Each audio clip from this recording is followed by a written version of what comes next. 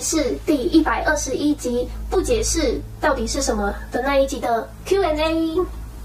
不解释为什么会有问题？不是不解释就不解释了吗？就是还是有一些人可能还想更深入明白。好，那就还是解释一下。还是解释一下。不然可能会有人不小心误会不解释的意思，还是要先解悟再开悟。好。第一个问题是，可以把不解释理解为臣服吗？那要看臣服的层次在哪里。一般我们说臣服，就是去看这两个字，臣服。臣就是以前君王，然后臣子，臣子一定要服从君王，所以臣服的意思就是像我们像臣子一样去服从这个君王，不要去对君王有任何的想法、任何的意思，就顺从他就对了，就是臣服。那我们碰到一个事情，我们说我们对这个事情臣服，或臣服于某个人，或臣服于某个事情，就是对这个事情我们不抗拒它，就顺着它，就叫臣服。那臣服会有一个对象，就是那个君王就是一个对象，也就是那一件事情的本身就是一个对象。我们不解释，乍听之下好像也有一个对象，我对这个事情不解释，但是对这个事情不解释的时候，我是连这个事情都会轻松的把它放下来，就没有了这个事情。没有了这个事情，它就不会有一个对象。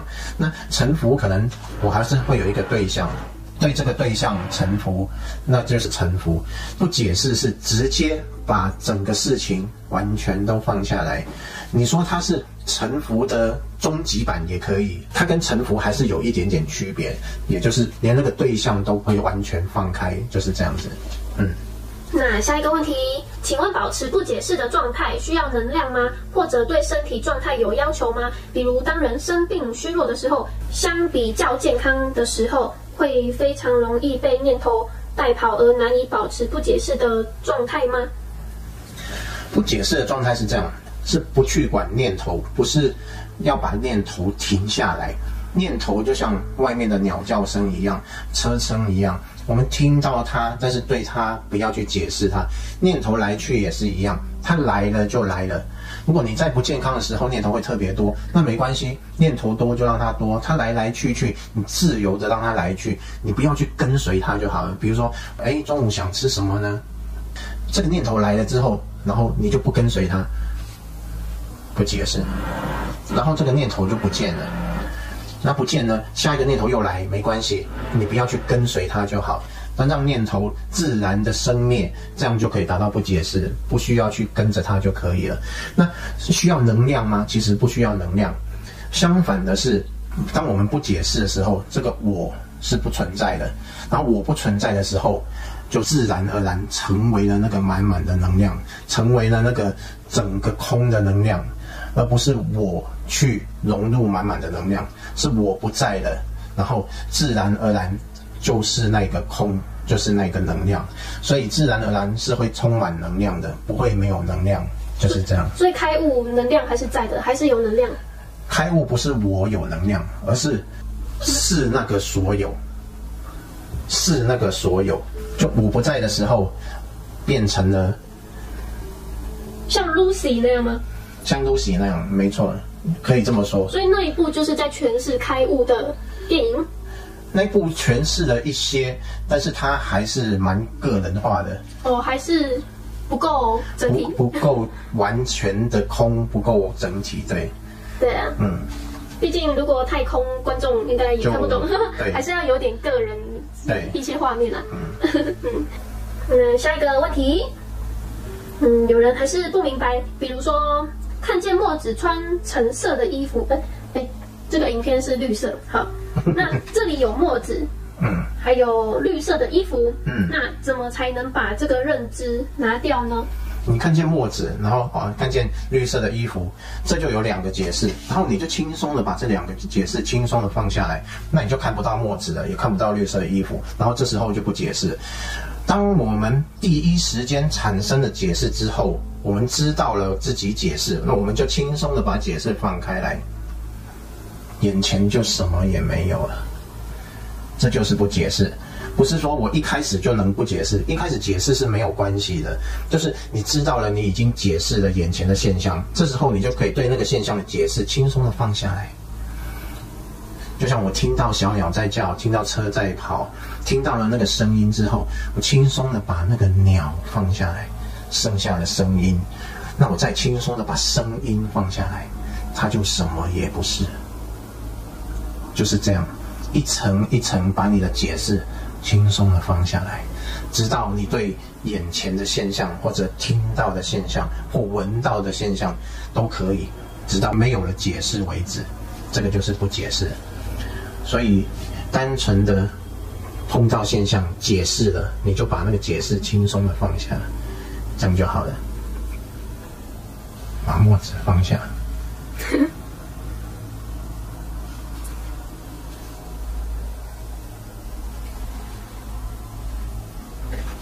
墨子不在了。墨子不在还会讲话。墨子被逗乐。墨子被逗乐。好，下一个问题，我想问一下，不解释是不是不跟着自己的念头走？刚刚其实有提到这个部分，就是念头来了，我们不跟随它没有错，就不跟它走，它生它灭，它来它去，然后就让它这样子，不跟它走，不跟它走之后就没有解释了。好，下一个问题，所以从相来看的话，不解释与发呆有些相似，是吗？就相由心生的相。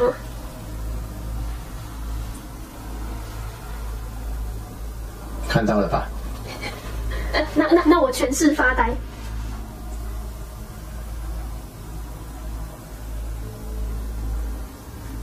你有没有什么不一样？差别是一个嘴巴有打开，一个没打开。事实上，从相上面来看，不解释，它是一种像定住了的样子。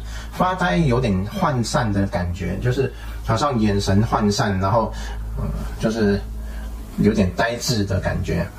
不解释，其实它是一个感觉上很专注，但是定在那里的感觉。相上面也会有些微的区别。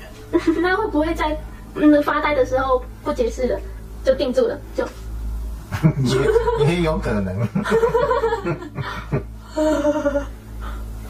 但口水会一直流下来。对。如果是一开始就不解释，不是从发呆进入不解释的话，它向上看起来就是没有反应，定在那里，反而是一种好像很专注、很固定的感觉，大概是这样。那发呆就有点混沌，有点涣散，有点呆滞的感觉，大概会有这样的分别。好，下一个问题，那是不是要有足够的能量支撑才能显化不解释？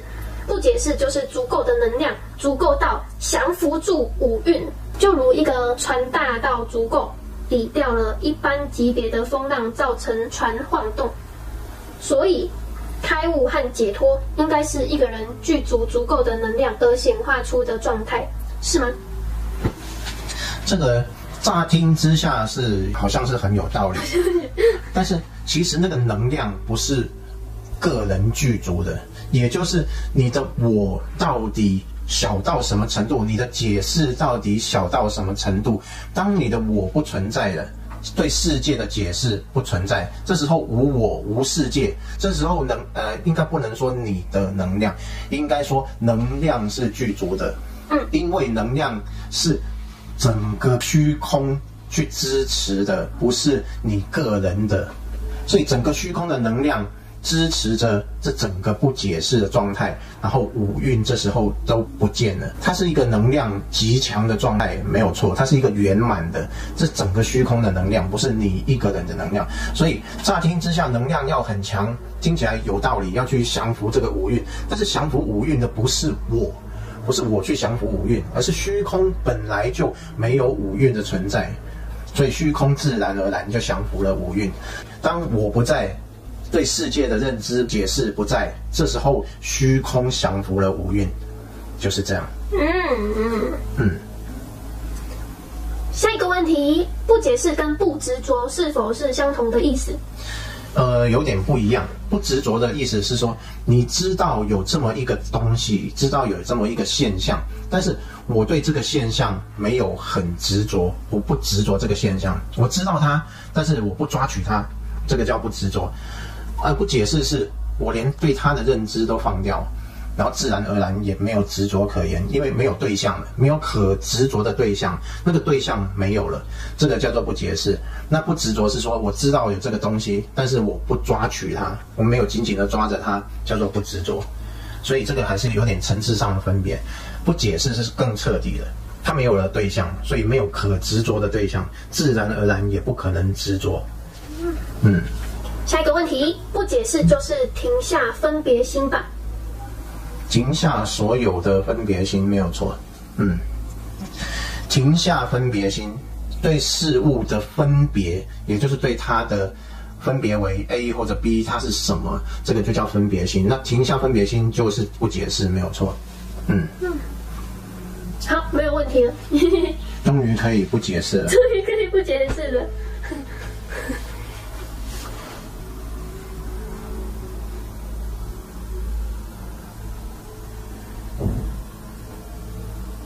还是要跟大家说再见。对哦，你都还没说再见了。对，好啦，如果你身边也有相同疑问的人，可以将这部影片分享给他们看，让大家都解悟，然后再开悟。然后，如果想收藏这部影片的话，可以点个赞，你就可以在你的赞的资料夹里面找到这部影片。原来是这样。对，真方便。如果还有什么有关登出开悟的问题，可以在这部影片下方留言，那我们都有可能会收集起来，统一回复大家。好，这集就到这里结束啦，拜拜。拜拜。